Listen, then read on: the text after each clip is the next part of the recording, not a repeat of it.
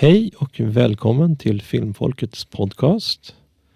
Vi som pratar idag är Göran, Johannes, Daniel och Björn. Dagens film är A Clockwork Orange, filmen i korthet. Alex DeLorge är ung legist i ett framtida England utan mycket lag och ordning. Tillsammans med sitt gäng så roar han sig med ultravåld, vandalism och våldtäkt i teatraliska former tills han en dag gått för långt och arresteras för mord. Snart finner han sig i en cell men får möjligheten att vinna sin frihet om han går med på att utsättas för den nya Ludovico-tekniken. En sorts beteendeterapi som utlovas att göra honom ofarlig. Det är bra summerat. Det är ju verkligen en sån här bizarr film. Och om man liksom bortser från allt våld så är det liksom intressant hur de har filmat med inzoomningar. Den här delen som jag funderade över när de filmade över staden. Hur de hade lyckats med det liksom.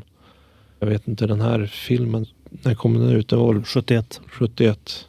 På den tiden gjorde man väl sånt med helikopter. Ja, det är ju liksom innan vi kör med drönare, så att det är ju riktigt snyggt filmat. Ja, det är väldigt kreativ användning av just hur de positionerar kamerorna och ljussättningen och allting. Och de har ju en väldigt samspel med färger. För de använder mycket sån här 60-70-tals kitsch. Sen var det också liksom lite så här intressant i början när de skulle visa liksom vilka som har gjort filmen och så här, och det kändes lite grann som att Kubrick höll på att jävlas med de som tittade och liksom började med att köra med röd bakgrund, blå bakgrund. Och det skärde lite grann i ögonen. Men... Ja, det där är något som jag faktiskt har pratat om förut. Att just de där två nyanserna är jobbiga för det mänskliga ögat. Så att kombinera dem är faktiskt psykologiskt påfrestande. Och det tror jag är medvetet val för filmen liksom. En annan grej med filmandet, det är det att den filmen etablerar ju the Kubrick stare. När Malcolm McDowell tittar in i kameran med ett snett leende. Ja, McDowell är ju en unikt excentrisk skådis. Något som syns i många av hans roller. Även upp i hög ålder nu för tiden. Och det matchar filmens medvetna överspel som Kubrick faktiskt insisterade på. Det är väldigt teatraliskt och ska inte säga överdrivet, men det är liksom en väldigt hög energi. Patrick McGees rollfigur Frank Alexander har som ett väldigt såna, intensivt beteende. Och det är någonting som skådespelaren faktiskt ifrågasatte. För de hade gjort, att det var 17 omtagningar, men det är så typiskt Kubrick att ta om grejen. Vi vrider upp lite mer och det blir nästan, det ska betona den karaktärens uppenbara galenskap, för han har ju helt tappat. Sen tycker jag att Michael Bates vakt Barnes på fängelset här är ju väldigt Monty Python. Mm-hmm. Han kunde lika gärna spelas av John Cleese. Ja, det tänkte jag också. Stampande och vrålande. Nej, men alltså jag känner ju just han, det är som att han är liksom lite grann föregångaren till den här instruktören från vad heter det, Full Metal Jacket. Liksom just hur han skriker, att de har tagit lite grann därifrån till den filmen. Så att det tycker jag är intressant. Och så sen att det är väldigt beskrivande liksom, alla grejer som man hade i sin ficka radade de upp. Och det blev ju liksom en komisk grej i allt det här hemska. Så det tyckte jag var snyggt gjort. Det är ett stilmässigt val som man gör där, att övrigt allvarliga scener eller kanske annars tråkiga scener görs lite... De blir något helt annorlunda av hur de är komponerade. Om det så är liksom skådespelet eller om det är musiken och sådär. Och det är ju... Jag tänkte säga det att med den här användningen av klassisk musik med Ludwig van Beethoven, 9:e symfonin, är liksom Alex favorit då, och den återkommer i olika former. Och scener som annars skulle vara väldigt mörka och jobbiga att titta på, de blir mera liksom nästan mörkt komiska med i andan då, av Alex lekfulla sociopati. Jag gillar ju det här när man hör lite så här, det går liksom till synthållet när det kommer till musiken. Det tycker jag liksom också är ett snyggt stilval när det kommer till musikkonsten i filmen. Jo, jag håller med. Alltså, den atmosfäriska elektroniska musiken är fantastisk. Säga det att den är gjord av Wendy Carlos.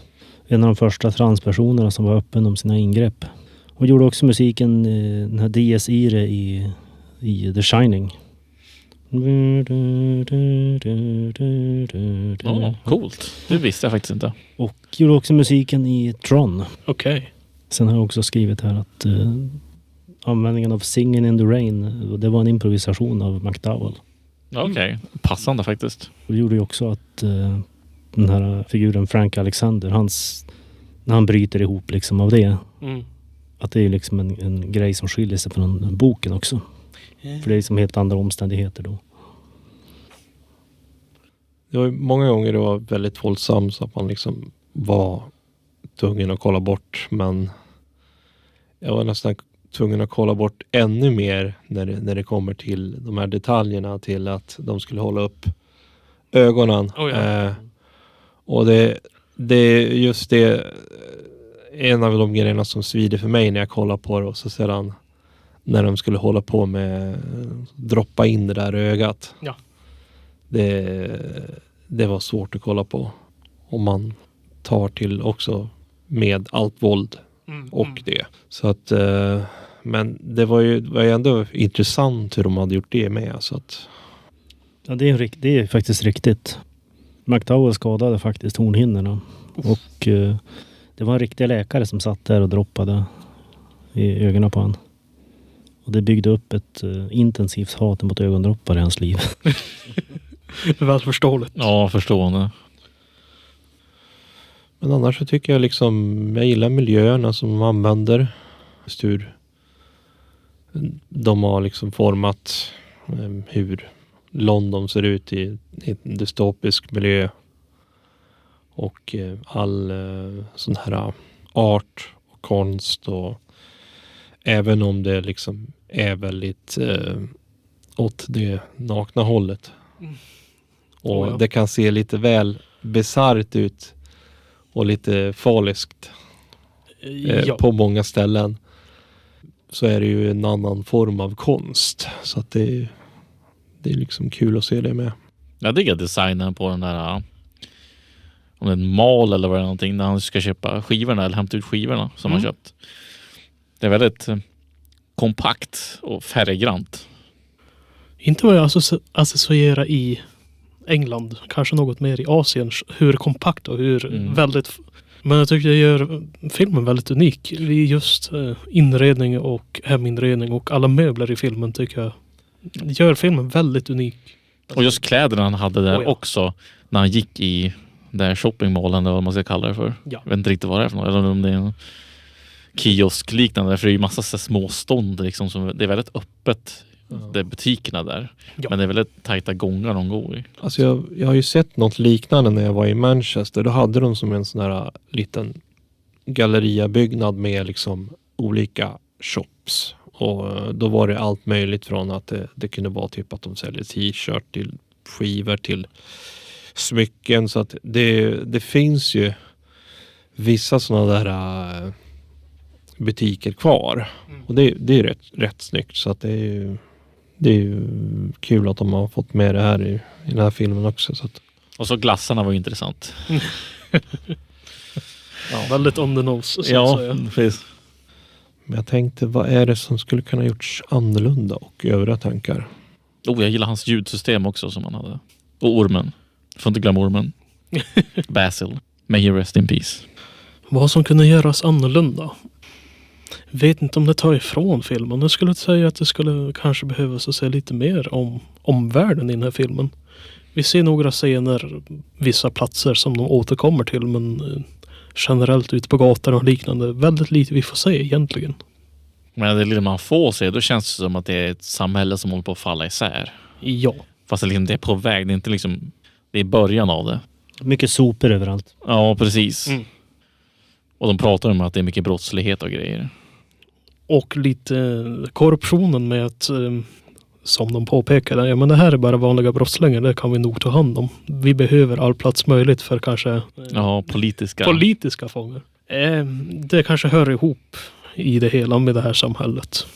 Ja, det är ju en liten poäng där i berättelsen också i både bok och film. Mm. Att det här med allt det här snacket om att rehabiliteras och allt vad det här, att ingen bryr sig egentligen om mänskligt lidande. Det handlar ju egentligen bara om hur Alex utnyttjas både av staten och av dess opposition.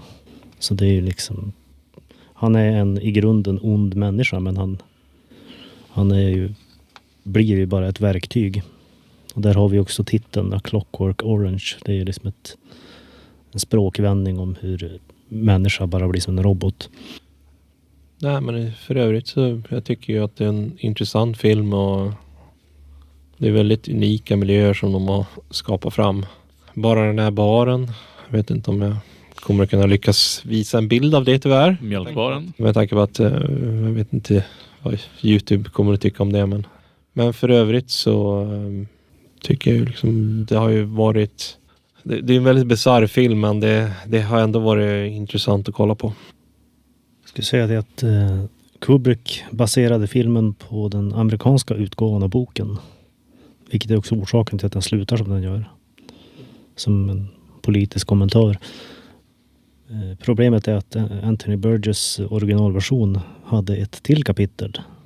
Där Alex har vuxit ifrån sig sina allmänt farliga beteenden. Och ser tillbaka på sitt liv liksom. Det är en detalj som går förlorad. Ja, det var kul att se faktiskt. Ja, det styrker lite grann hur abrupt den slutar tycker jag. Just i den här versionen av filmen. Jämfört med så kallad, ja. Jag gillar ju det här stilvalet som de gjorde i när de skulle in till den här damen som hade alla katter. Och det är ju väldigt våldsamt så här, men istället för att se allt när han skulle liksom ta den här saken då. Och då var det som att man såg liksom en målning istället. Istället för att man såg att hennes kropp blev vandaliserad. Så det var ju också liksom ett snyggt stilval i just det här hemska.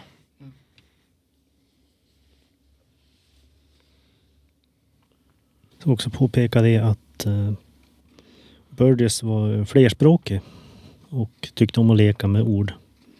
På samma sätt som Tolkien byggde egna språk.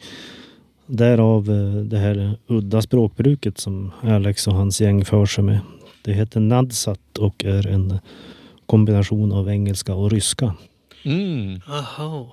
Ja, jag ville påpeka att det var lite lustig slang de använde. Och då är man bara inte van med engelsk slang, eller är det väldigt unikt i den här filmen?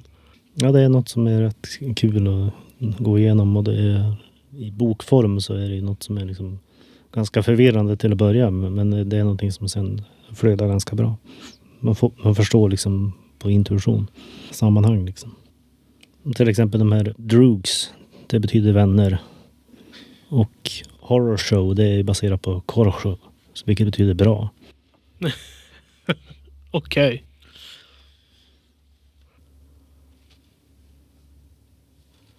Kan väl egentligen inte komma på något mer förutom det här med, tycker jag var ju intressant hur de har filmat bilen som. Med tanke på att det är en annan typ av, den är filmad från en gammal tid innan man liksom kan filma liksom från bil på ett modernt sätt, så att min gissning är väl att de har väl lagt till en bakgrund. Jo, som får rulla på liksom. Mm. Ja, det är ju samma sätt som de gjorde med svartvita filmer, så att Lite kul, det är faktiskt bilen ska vara modell 90 i och med att den utspelas i framtiden på film på 70-talet. Men att det är faktiskt en ganska unik bil som kom ut att det var 69 eller någonting. Mm. Specialverk... Inte verktyg. Fordon. Oj då. Det ser ut som en typ av Lamborghini eller någonting sånt där. Supercar.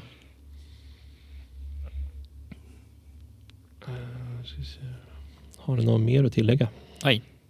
Ganska bra så. Ja, idéer på nästa gång. Eller idéer till nästa gång. Mm. Frågan, ska vi kolla på jag vet inte, vad känner ni för? Jag har bollat lite om att ta någon western eller någonting. Oh. Ja, det skulle vara intressant. Lite omväxling till det jag kollat på sen tidigare. Så att, men jag tänkte, om det inte är något mer så skulle jag kunna önska er hej och gör för den här gången. Ja, hej då. Hej då. Hej då.